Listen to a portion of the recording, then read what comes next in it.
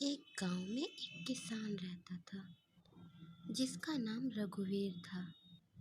उसकी पत्नी की मृत्यु हो चुकी थी। उसकी एक बेटी भी थी जिसका नाम सपना था। वह बहुत ही गरीब था। उसके पास एक जमीन थी पर उसके पास खेती करने के लिए पैसे नहीं थे, इसलिए उसे जो भी काम मिलता वह उसे कर लेता था। पर एक दिन ऐसा भी आया जब उसे कोई काम नहीं मिला। तब सपना बोली, पिताजी घर में तो कुछ भी नहीं है बनाने के लिए, सिर्फ थोड़े से चावल हैं। रघुवीर सपना से बोला, आज तो कोई काम भी नहीं मिला मुझे। तब सपना पिताजी से बोली, आप अपनी ज़मीन पर खेती क्यों नहीं करते? तब रघुवीर बोला, पैसे कहाँ से आएंगे, मेरे पास तो खाने के भी पैसे नहीं हैं। तब सपना बोली, पिताजी माँ की जो कान की बालियाँ हैं आप उसे गिरवी रख दो, जब हमारे पास पैसे आ जाएंगे तब हम उसे छुड़ा लेंगे। रघुवीर को उसकी बात ठीक लगी। उसने सोचा ऐसी ज़िंदगी नहीं चलने वाली। फिर वह बालियाँ लेके बाजार में सोनार के पास गया। वह घर आते समय खेती करने का सामान भी साथ लाया।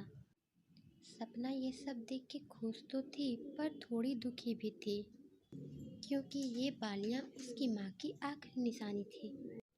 रघुवीर अगले दिन अपनी ज़मीन पर गया। उसने सुबह से शाम तक बीज लगाने का सारा काम खत्म कर लिया।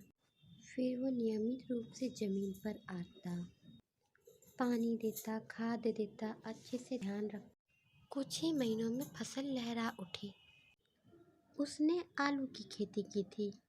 वह सारे आलू को इकट्ठा कर शहर के बाजार में बेच आता, जिसके उसे अच्छे खासे दाम मिलते।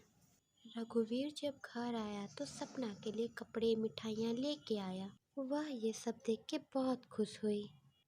फिर अगले दिन दोनों सोनार के पास जाके बालियाँ छुड़वा ली। बालियाँ लेके वो लोग घर आए। फिर रघुवीर ने सोचा, अब से मैं खेत में अलग अलग तरह की सब्जियाँ भी लगाऊंगा। फिर वो अपनी खेती की तरफ अच्छे से ध्यान देने लगा, जिससे उन्हें ज़िंदगी में कभी तकलीफ़ नहीं हुई। दोनों खुशी खुशी रहने लगे हैं।